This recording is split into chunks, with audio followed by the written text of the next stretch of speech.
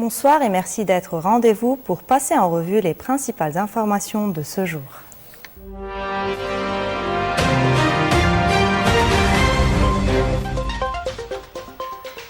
L'armée israélienne annonce des opérations terrestres limitées dans le sud contre des positions du Hezbollah, tandis qu'à Beyrouth, le président Joseph Aoun poursuit ses consultations autour de son initiative visant à ouvrir des négociations directes avec Israël. Une double dynamique entre escalade militaire sur le terrain et tentative d'initiative politique. L'armée israélienne affirme avoir lancé des opérations terrestres limitées dans le sud du Liban contre des positions du Hezbollah. Selon un communiqué militaire, des soldats de la 91e division israélienne mènent depuis plusieurs jours des opérations ciblées contre des bastions du mouvement près de la frontière. Ces incursions visent, selon Israël, à démanteler les infrastructures du Hezbollah et à renforcer la zone de défense pour protéger les populations du nord d'Israël face aux tirs de roquettes. Avant l'entrée des troupes au sol, l'armée indique avoir mené des frappes aériennes et d'artillerie contre plusieurs positions du mouvement dans la région. Depuis le 2 mars, Israël mène des bombardements intensifs sur le Liban qui ont fait au moins 850 morts et provoqué le déplacement de plus de 830 000 personnes selon les autorités locales. Dans ce contexte de guerre, le président de la République, Joseph Aoun, poursuit ses consultations politiques autour de son initiative visant à ouvrir des négociations directes avec Israël sous parrainage international. Reçu au palais de Baabda, le patriarche maronite Bshar al-Ra'i a exprimé son soutien à cette démarche. Il a également salué la détermination des habitants des villages frontaliers, notamment les chrétiens du sud du Liban, qui refusent de quitter leurs terres, malgré les bombardements. Selon lui, ces habitants constituent le rempart du Liban et doivent être soutenus dans leur attachement à leur village et à leurs terres.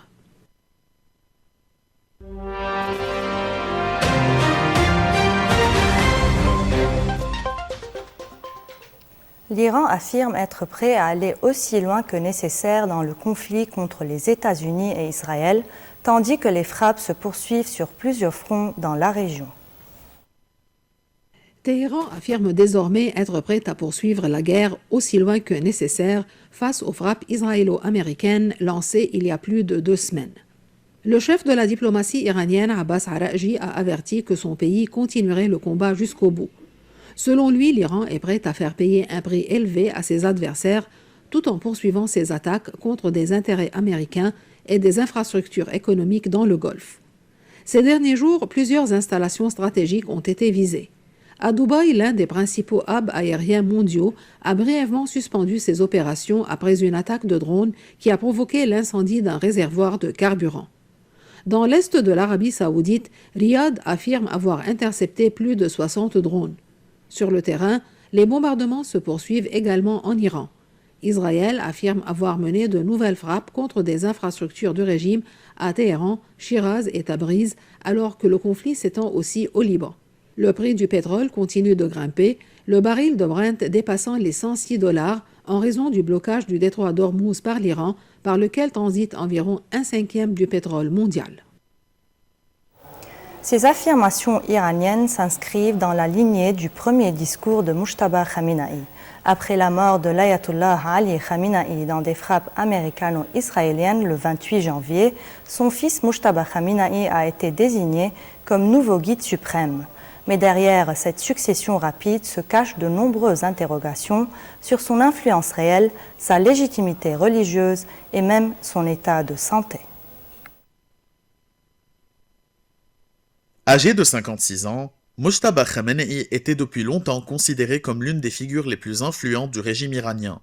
Pendant des années, il a travaillé dans l'ombre du bureau de son père, véritable centre névralgique du pouvoir iranien. Selon plusieurs sources occidentales, l'ancien guide suprême lui avait déjà délégué certaines responsabilités politiques, bien qu'il n'ait jamais occupé de fonction officielle majeure. Son influence repose notamment sur des liens étroits avec les gardiens de la révolution, l'armée idéologique du régime. Mojtaba Khamenei s'est engagé dans une unité combattante à la fin de la guerre Iran-Irak dans les années 1980, ce qui lui a permis de nouer des relations durables avec les Pasdaran. Il a ensuite travaillé étroitement avec la force Quds, la branche chargée des opérations extérieures, ainsi que la milice Basij, acteur central de la sécurité intérieure du régime. mais cette succession reste controversée. D'abord pour des raisons religieuses.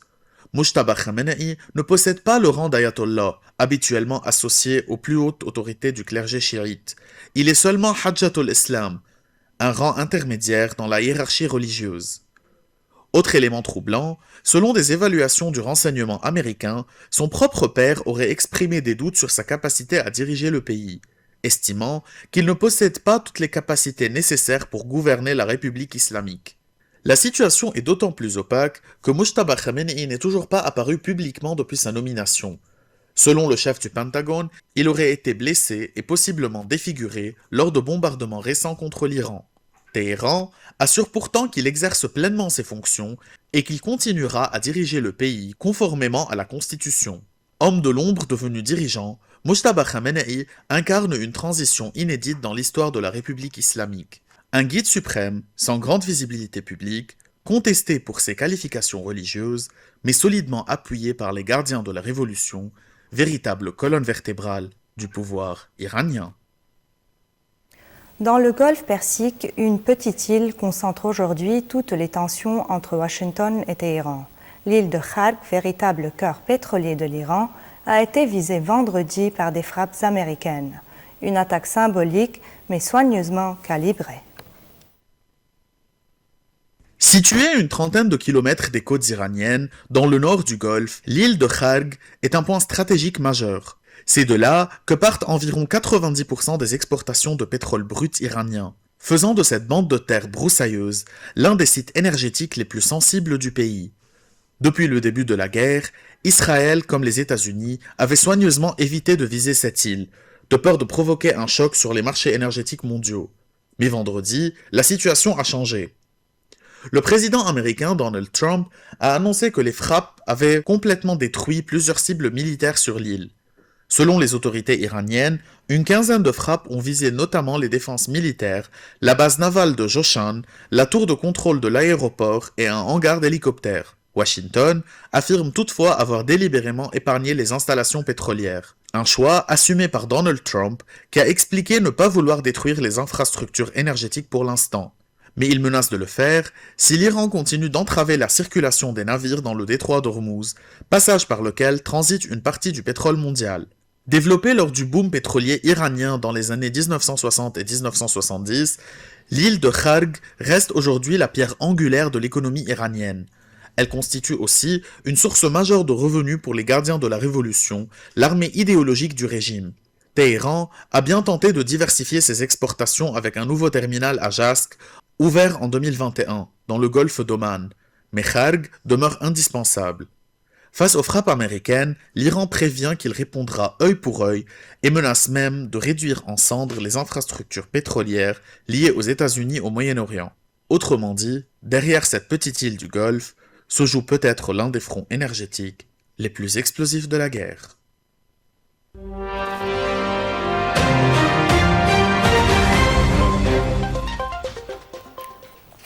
La pression monte autour du détroit d'Ormuz, passage stratégique par lequel transite près d'un cinquième du pétrole mondial. Face au blocage provoqué par l'Iran dans le contexte de la guerre au Moyen-Orient, Donald Trump appelle désormais ses alliés de l'OTAN, mais aussi la Chine, à participer à une coalition internationale pour sécuriser cette route maritime essentielle. Une crise qui fait déjà flamber les prix du pétrole et ravive les inquiétudes d'un choc énergétique mondial.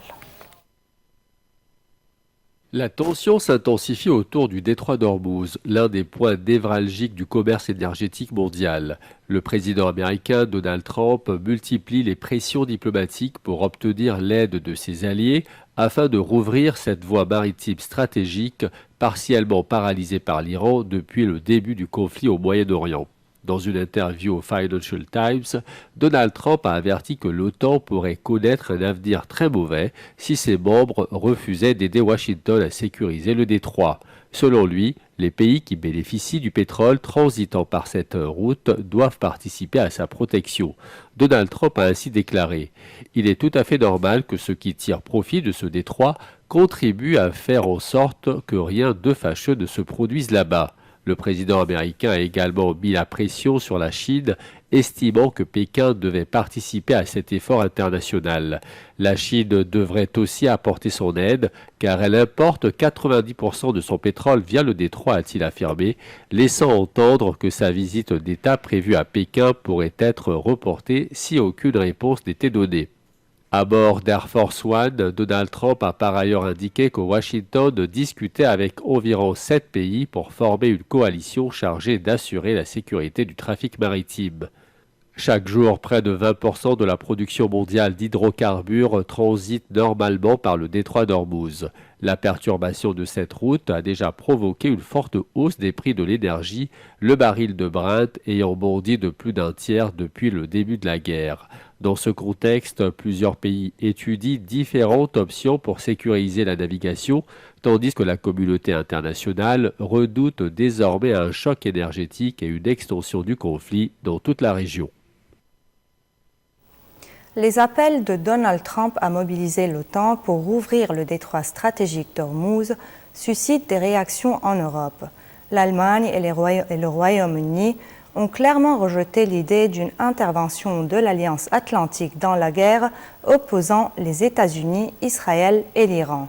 Une crise diplomatique qui s'ajoute aux tensions militaires et aux inquiétudes liées à l'approvisionnement mondial en pétrole. Les pressions exercées par Donald Trump pour mobiliser ses alliés autour du détroit d'Ormuz ne font pas l'unanimité. À Berlin, la réponse est claire. Le porte-parole du gouvernement allemand a déclaré que la guerre contre l'Iran n'a rien à voir avec l'OTAN. Selon lui, l'Alliance atlantique est avant tout une organisation de défense du territoire de ses membres et aucun mandat ne permet aujourd'hui une intervention militaire dans ce conflit. L'Allemagne affirme privilégier une solution diplomatique et exclut toute participation militaire à une opération dans le détroit d'Ormuz. Le ministre allemand de la Défense, Boris Pistorius, s'est également montré sceptique quant à l'efficacité d'une présence navale européenne dans la zone. De son côté, le Royaume-Uni adopte une position similaire. Le Premier ministre britannique, Keir Starmer, a confirmé que les discussions en cours pour sécuriser le passage maritime ne se feraient pas dans le cadre de l'OTAN. Selon lui, il pourrait plutôt s'agir d'une coalition de partenaires incluant certains pays européens, des États du Golfe et les États-Unis. Cette route maritime est cruciale pour l'économie mondiale. Près de 20% de la production mondiale de pétrole et de gaz transite habituellement par le détroit d'Ormuz.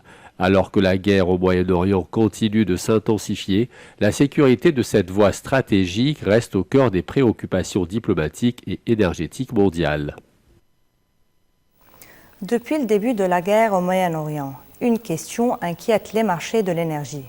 Peut-on contourner le détroit d'Ormuz ? Ce passage maritime, situé entre l'Iran et Oman, est l'un des points stratégiques les plus sensibles de la planète. En temps normal, près d'un quart du pétrole et du gaz naturel produits dans le monde y transitent chaque jour. Mais avec le blocage actuel, certains pays du Golfe tentent de s'appuyer sur des routes alternatives, notamment des pipelines terrestres. Premier exemple, le pipeline Est-Ouest de l'Arabie Saoudite.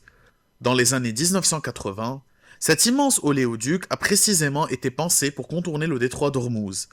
Il relie directement les champs pétroliers saoudiens à la mer Rouge, évitant totalement le golfe Persique. Début 2026, environ 2 millions de barils de pétrole par jour y circulaient. Deuxième alternative, le pipeline pétrolier d'Abu Dhabi aux Émirats arabes unis. Avant le conflit, ce conduit transportait environ 1,1 million de barils par jour vers la côte de la mer d'Oman, là aussi sans passer par le détroit. Même l'Iran a tenté de créer sa propre voie de contournement avec l'oléoduc de Gorejask. Jusqu'ici, très peu utilisé, il pourrait toutefois devenir stratégique dans le contexte actuel. Mais ces alternatives restent limitées. Même en utilisant ces infrastructures au maximum, elles permettraient d'acheminer environ 9 millions de barils de pétrole par jour. C'est loin des 20 millions qui transitaient quotidiennement par le détroit d'Ormuz. Et surtout, plusieurs grands producteurs du Golfe, comme le Koweït ou le Qatar, n'ont aucun oléoduc alternatif. Ils restent donc entièrement dépendants de cette route maritime. Quant à l'Irak, il dispose bien d'un pipeline, mais celui-ci est aujourd'hui bloqué par des tensions politiques entre Bagdad, Ankara et les autorités kurdes. Enfin, Utiliser ces routes terrestres n'est pas sans risque. En exportant leur pétrole par ces voies alternatives, l'Arabie saoudite et les Émirats arabes unis pourraient s'exposer à de nouvelles représailles militaires de la part de l'Iran. Preuve que, dans cette région, l'énergie et la géopolitique restent étroitement liées. C'est ici que s'achève notre journal. Merci de votre fidélité. On se retrouve demain, même heure, même antenne. Bonne soirée.